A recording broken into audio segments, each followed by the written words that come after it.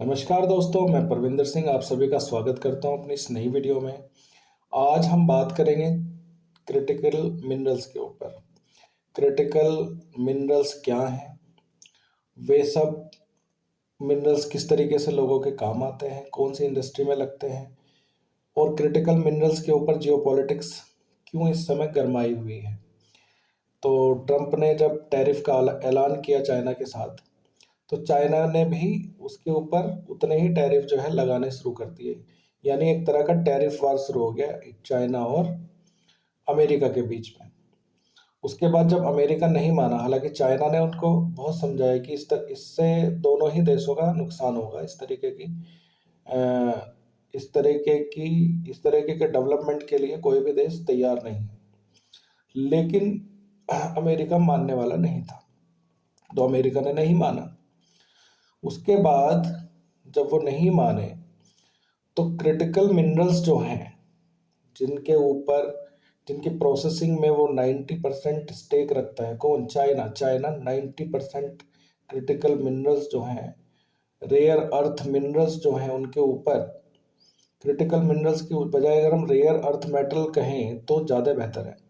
तो rare earth metal के ऊपर 90% प्रोसेसिंग का स्टेक रखता है चाइना। अब उसने उनके ऊपर सैंक्शन लगा दिए। अब अगर अगर मिसाइल में या फिर अपने स्पेस प्रोग्राम में या फिर फाइटर जेट में अमेरिका किसी भी रेयर अर्थ मेटल का इस्तेमाल करना चाहता है, तो वो चाइना के थ्रू ही रूट होके आएगा, और चाइना ने उसके ऊपर सैंक्शन लगा दिए। तो कहीं ना कहीं जो वार था, टैरिफ वार, वो बैलेंस कर दिया, और अपने शर्तों पर उन्होंने ट्रेड डील फाइनल कर ली ट्रंप के साथ। तो ये रेयर अर्थ मिनरल्स जो हैं, उसके ऊपर इस समय पूरी तरीके से अगर कोई डोमिनेट कर रहा है तो वो है चाइना। चाइना उसको बहुत सही तरीके से और सस्ते दामों पर उसकी प्रोसेसिंग करा देता है। रेयर अर्थ मिनरल्स जो हैं वो बहुत जगह पर हैं, हमारे यहाँ कश्मीर में, लद्दाख में मिलते हैं। मिले हैं बहुत सारे, लेकिन हम उसको प्रोसेस नहीं करते। लैटिन अमेरिका में बहुत जगह पर है, लेकिन कोई प्रोसेस नहीं करता। कजाकिस्तान में है। रेयर अर्थ मिनरल्स लगभग सभी जगह पर होंगे, लेकिन इनको प्रोसेस करना बहुत मुश्किल है, जिसमें चाइना को महारत हासिल है। इसी वजह से इस तरह की पॉलिटिक्स जो है वो कर पा रहे हैं।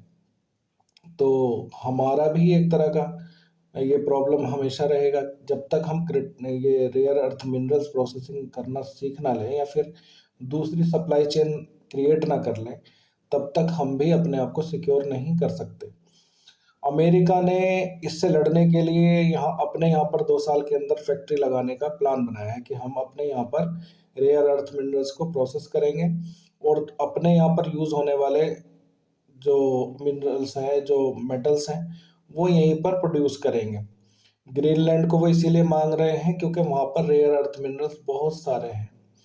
तो वो वहाँ से एक्सट्रैक्ट करेंगे, लेकिन उसको कितना प्रोसेस कर पाएंगे, इफिशिएंसी उसमें लेके आ पाएंगे, ये भी एक सोचने वाली बात होगी। हालांकि अभी अगले 5-10 सालों में तो ये परिवर्तन एकदम से होने वाला नहीं है। अगले 5-10 सालों में ये परिवर्तन हो सकता है। तो तब तक के लिए हमें हमें देखना होगा, लेकिन उस समय के तक जाने के लिए हम हम इंतजार ही कर सकते हैं। फ्यूचर में तो जा नहीं सकते। दूसरा, चाइना इस चीज़ के ऊपर अभी डोमिनेट करेगा, तो 10 साल तक चाइना को कोई इस चीज़ से हिलाने वाला नहीं। उसके पास ना सिर्फ रेयर अर्थ मिनरल्स हैं, बल्कि चिप इंडस्ट्री भी वो कहीं ना कहीं कंट्रोल करेगा, क्योंकि वो ताइवान को बहुत जल्दी हथियाने वाला है। ऐसा बहुत सारे जो जियोपॉलिटिक्स में रुचि रखने वाले विद्वान हैं, जो जियोपॉलिटिक्स के विद्वान हैं, वो सब कह रहे हैं जिस तरीके से अमेरिका ने वेनेजुएला को हथिया लिया है, उसी तरीके से चाइना ताइवान को हथियाने वाला है। या तो वो बलपूर्वक उसको हथिया लेगा, उसमें अमेरिका ज़्यादा कुछ नहीं कर पाएगा, जस्ट बिकॉज ऑफ ज्योग्राफी। अब उसको इतनी दूर आकर युद्ध लड़ना पड़ेगा माइटी चाइना से, तो कहीं ना कहीं वो सस्टेन नहीं कर पाएगा, मुझे ऐसा लगता है। दूसरा, वो हांगकांग की तरह से उसको जो है अपनी कॉलोनी बना सकता है। अगर ताइवान को वो अपनी कॉलोनी भी बना ले तब भी उसके ऊपर वो पूरी सीधा जो है कंट्रोल कर सकता है। इससे जो चिप इंडस्ट्री है, जो चिप दुनिया के हर एक सेमीकंडक्टर जिनको कहते हैं हम लोग, जो दुनिया के हर एक कंप्यूटर में लग रही है, दैट हर एक पार्ट्स में लग रही है, इलेक्ट्रॉनिक्स में, और जिससे एआई और जीआई जो है वो बनेंगे और चलेंगे, उस चिप को चाइना कंट्रोल करेगा। तो कहीं ना कहीं हम देख सकते हैं कि अगले आने वाले 10-20 सालों में चाइना प्रोग्रेस ही करेगा, because he hold some critical minerals, जिसको हम और जो सेमीकंडक्टर हैं वो दोनों ही बहुत रेयर हैं और बहुत मुश्किल हैं। इसलिए अगले कुछ दशकों तक चाइना जो है इनके ऊपर डोमिनेट करता हुआ नजर आएगा। हालांकि ताइवान की जो कंपनी है, जो ये सेमीकंडक्टर कंडक्टर बनाती है, वो अपनी एक फैक्ट्री अमेरिका में भी लगाना चाह रही है, क्योंकि उनका एक करार हो चुका है, इस तरह का एमओयू साइन हो चुका है कि अमेरिका में अब सेमीकंडक्टर बनेंगे। हमारे यहाँ पर भी इसका ध्यान दिया जा रहा है, यानी इंडिया के अंदर भी इस चीज़ के ऊपर ध्यान दिया जा रहा है, और कहीं ना कहीं हम भी इसके साथ काम करेंगे। अब ईयू के साथ हमारा जो समझौता हुआ है उसके तहत हम लोगों को इसके ऊपर ध्यान देना चाहिए, क्योंकि सेमीकंडक्टर भले ही चाइना के यहाँ पर बनते हो, लेकिन जो मशीन सेमीकंडक्टर बनाती है वो आती है यूरोप से। वो यूरोप ही प्रोड्यूस करता है और कोई नहीं करता, अभी चाइना भी नहीं कर पाया।